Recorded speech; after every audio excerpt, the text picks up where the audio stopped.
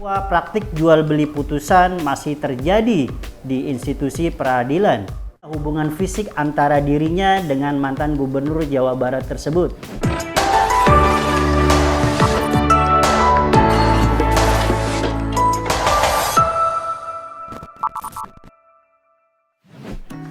Halo Sobat Negeriku, kembali lagi kita di reactionjapan.com. Ada cerita di balik berita.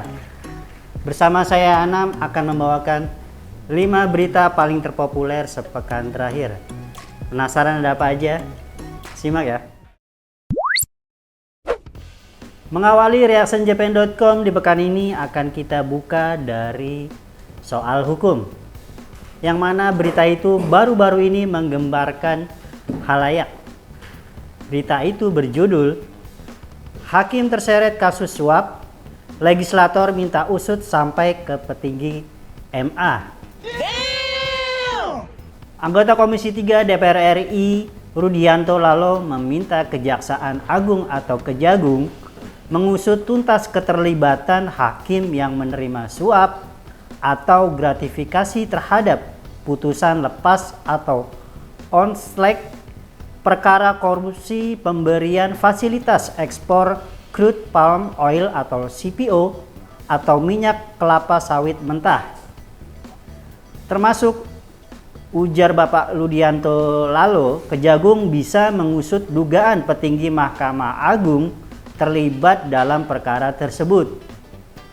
Kami dorong Kejaksaan untuk mengungkap siapa aktor yang terlibat dalam kasus tersebut, termasuk para petinggi MA, ujar Rudianto Lalo. Kapoksi Nasdem di Komisi 3 DPR RI menyebut kasus hakim menerima suap penanganan perkara tersebut mencoreng sistem hukum di Indonesia. Sehingga penanganan perkara harus diselesaikan hingga ke akarnya. Kasus ini jelas membuktikan bahwa praktik jual beli putusan masih terjadi di institusi peradilan, ujar Lalo. No! Berita perihal pengungkapan adanya permainan mafia peradilan ini mendapat sorotan tajam dari para sobat negeriku. Salah satu sorotan itu datang dari akun bernama Trianto DF. Bagaimana kita tahu semua keputusan hakim ini adil terhadap kasus lain? Jika dia sendiri serakah menerima pusat. Tak mau ketinggalan ada juga komentar lain yang datang dari sobat negeriku dengan akun bernama Serliani67. Katanya hakim itu adalah perpanjangan tangan suara Tuhan. Lah kalau yang ini mah titisan iblis ya. Cari hakim-hakim serakah lainnya, bersihkan lembaga peradilan. Apa yang dikatakan oleh Serliani67 ini benar memang adanya. Saya yakin juga masih banyak mafia-mafia peradilan lain yang masih belum terungkap. Hal ini menjadi PR bagi Kejaksaan Agung untuk lebih melakukan perbaikan dalam tubuh institusi tentunya. Memasuki berita urutan keempat diisi oleh kabar berita soal politik yang mana ada sangkut pautnya dengan mantan presiden kita Bapak Joko Widodo. Berita itu berjudul Menteri Prabowo sowan ke Solo. Ferdinand mengatakan mereka hamba Jokowi. Politikus PDI Perjuangan Ferdinand Hutahian menilai kunjungan Menteri Kabinet Merah Putih ke kediaman mantan Presiden Republik Indonesia ke-7 yakni Bapak Joko Widodo dinilai sebagai abdi dari Presiden ke-7 RI tersebut. Dirinya berkata demikian demi menanggapi kedatangan Menteri Prabowo ke kediaman Jokowi yang disebut mereka sebagai bos. Ya, memang mereka ini adalah kalau istilah saya itu hamba Jokowi. Mereka orangnya Jokowi yang ditanam di pemerintahan Pak Prabowo Subianto dalam rangka pembagian kue kekuasaan, ujar Ferdinand. Menurut Ferdinand, para menteri itu datang ke kediaman Jokowi untuk menyelamatkan diri agar mereka tidak kena reshuffle. Mereka ini orang-orang yang gelisah, orang-orang yang khawatir akan jabatannya, Jadi mereka harus melaporkan diri ke bosnya, ujar Ferdinand. Kabar berita perihal para menteri Kabinet Merah Putih yang berkunjung ke kediaman Bapak Jokowi ini dan menuai berbagai komentar khususnya dari lawan politik, juga tak lepas dari sorotan Sobat Negeriku. Sorotan itu datang dari akun yang bernama Hydrasonic 444. Hydrasonic mengomentari dengan kalimat, "Jadi sebenarnya yang presiden siapa? Jokowi atau Prabowo? Menteri kok malah temui Jokowi, sementara kalau mau ketemu Prabowo susah katanya. Prabowo harus hati-hati sama Jokowi. Dia bisa berkhianat sama PDIP yang berjasa dalam karirnya. Berarti dia juga bisa melakukan yang sama pada orang lain." Ada juga komentar lain yang datang dari Sobat Negeriku dengan akun bernama Andra Putra. "Banyak orang titipan Jokowi di lingkaran Prabowo. Mungkinkah ini untuk melindungi Gibran? Soalnya anaknya masih pucuk, pengalaman sedikit, jadi harus dikawal orang-orang titipan bapak." Komentar dari Hydrasonic mungkin bisa dibilang ada benarnya, yang mana banyak pikiran-pikiran liar di luar sana yang mengatakan bahwa Bapak Jokowi telah berkhianat terhadap partai yang mengusungnya dahulu, yakni Partai PDIP. Masih di reasenjapan.com, kita memasuki berita ketiga, yang mana berita itu masih hangat-hangatnya diperbincangkan di luar sana. Berita itu perihal mantan Gubernur Jawa Barat, apalagi kalau bukan soal... Langsung kita ke judul beritanya. Ini alasan Ridwan Kamil bantu biaya kuliah Lisa Mariana. Oh, ternyata kuasa hukum Ridwan Kamil, Muslim Jaya Butar-Butar, akhirnya angkat bicara terkait alasan kliennya membantu biaya kuliah Lisa Mariana. Penjelasan ini disampaikan untuk meluruskan berbagai spekulasi yang berkembang di tengah masyarakat. Muslim menyampaikan bahwa bantuan tersebut diberikan sebagai bentuk empati Ridwan Kamil. Saat itu, Lisa Mariana mengajukan permohonan bantuan dana pendidikan langsung kepada Ridwan Kamil yang pada saat itu menjabat sebagai Gubernur Jawa Barat. Dengan mengajukan permohonan waktu itu bantuan uang kuliah. Nah, tentunya selaku gubernur yang punya empati kepada setiap orang, saya kira beliau memiliki rasa peduli, ujar Muslim. Muslim menegaskan bahwa bantuan yang diberikan tidak bersumber dari dana pemerintah, melainkan berasal dari dana pribadi Ridwan Kamil. Bantuan yang diberikan kepada Lisa Mariana, yang mana diketahui pada saat itu tengah hamil dan membutuhkan dana untuk melanjutkan pendidikannya.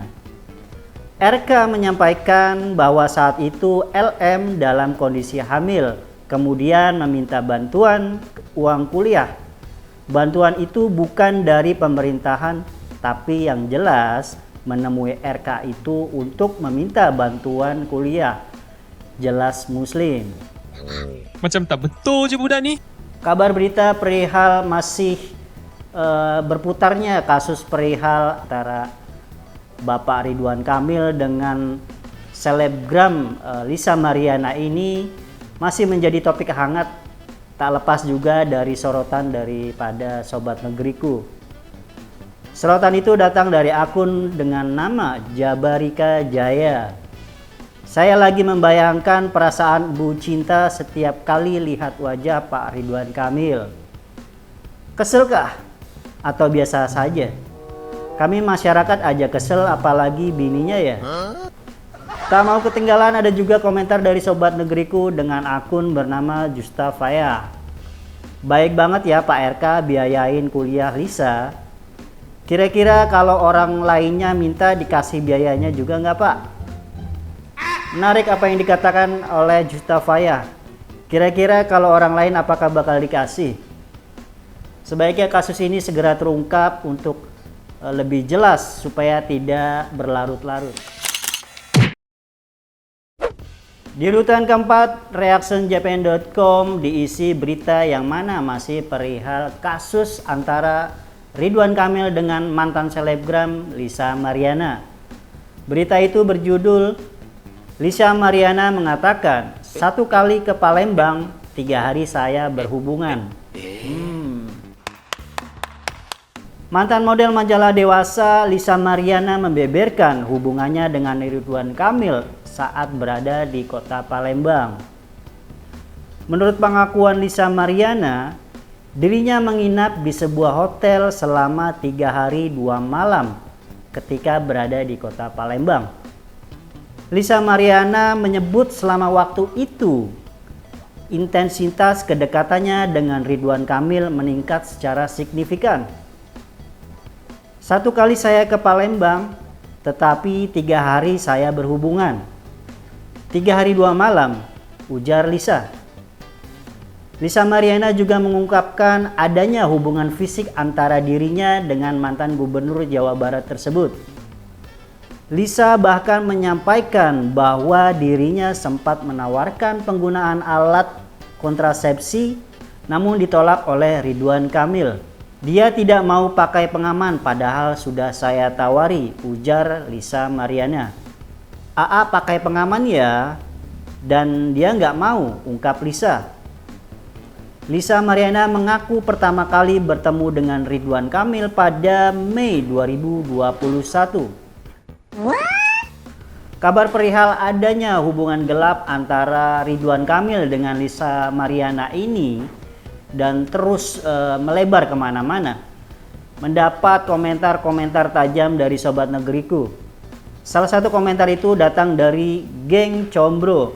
Komentarnya, kalau jadi Lisa, malu sih pamer-pamer jadi pelakor, tapi dia mah kelihatan urat malunya udah putus ya guys.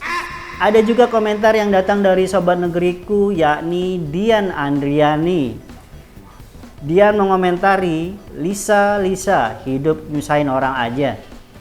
Ribut-ribut minta tanggung jawab, pas tidur sama laki orang mah diem-diem bae lu. Gak tahu malu, merasa jadi korban padahal sama-sama mau. Apa yang dikatakan oleh Geng Combro dan Dian Andriani ini benar fakta bahwa pelakor-pelakor pada saat ini tidak tahu urat malu.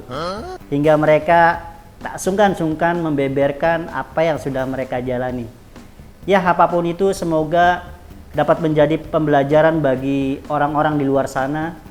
Dan dari kasus Ridwan Kamil ini, semoga dapat segera terselesaikan untuk mengetahui seperti apa kronologi yang terjadi. Apakah benar atau tidak. Akhirnya sampai juga kita di berita paling terpopuler di reactionjapan.com.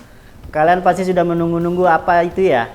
Berita itu berjudul, setelah honorer dirumahkan, Pemda merekrut tenaga kerja baru.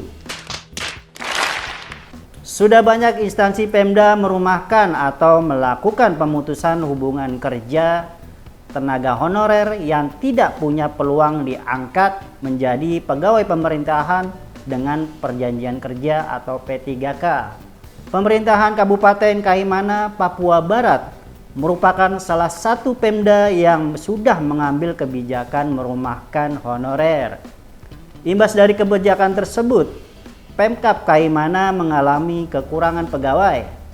Nah, saat ini Pemkab Kaimana melakukan pendataan kebutuhan tenaga kerja untuk pekerjaan strategis yang dibutuhkan daerah seperti petugas kebersihan, pemadam kebakaran hingga Satpol PP. Bupati Kaimana Hasan Ahmad menjelaskan pihaknya sedang mempersiapkan perekrutan tenaga kerja alih daya atau outsourcing. Langkah pertama, ujar Bapak Bupati, melalui OPD teknis dengan mendata dan mengorganisasi kebutuhan tenaga kerja sehingga perekrutan kelak benar-benar sesuai dengan kebutuhan. Pemkab Kaimana akan merekrut tenaga kerja alih daya atau outsourcing dari pihak ketiga untuk mengisi kebutuhan pada pekerjaan strategis yang mana terhambat akibat dirumahkannya tenaga honorer imbas dari kebijakan pemerintah pusat. Kabar berita perihal honorer yang dirumahkan dan adanya perekrutan dari tenaga alih kerja atau outsourcing ini mendapat sorotan dari Sobat Negeriku. Sorotan tajam datang dari akun Julaika33. Kasihan ya masyarakat kita, nasibnya dipermainkan pemerintahnya sendiri. Mau nyari kerja buat makan aja dipersulit. Tak mau ketinggalan ada juga komentar dari Sobat Negeriku Ricky Thohir. Astaga, terus kenapa kemarin orang-orang diberhentikan? Kalau ternyata masih butuh tenaga honorer, zalim banget.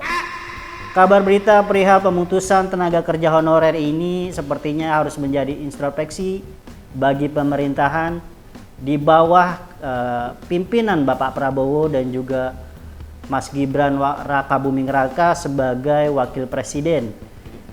Semoga dari kasus honorer ini tidak terjadi kasus-kasus lain yang membuat pusing, mulai dari soal perekrutan hingga peningkatan kenaikan jabatan dari honorer menjadi P3K. Itu dia 5 berita terpopuler sepekan terakhir di reactionjpn.com. Ada cerita di balik berita. Saya Anam dan rekan-rekan redaksi mengucapkan terima kasih. Untuk kalian yang belum download aplikasi JPNN, bisa download di App Store maupun di Play Store. Untuk akun YouTube, kalian juga sudah bisa download, dan jangan lupa untuk subscribe dan nyalakan loncengnya biar kalian gak ketinggalan berita-berita terbaru dari JPNN. Sampai jumpa di reactionjpn.com pekan depan. Bye.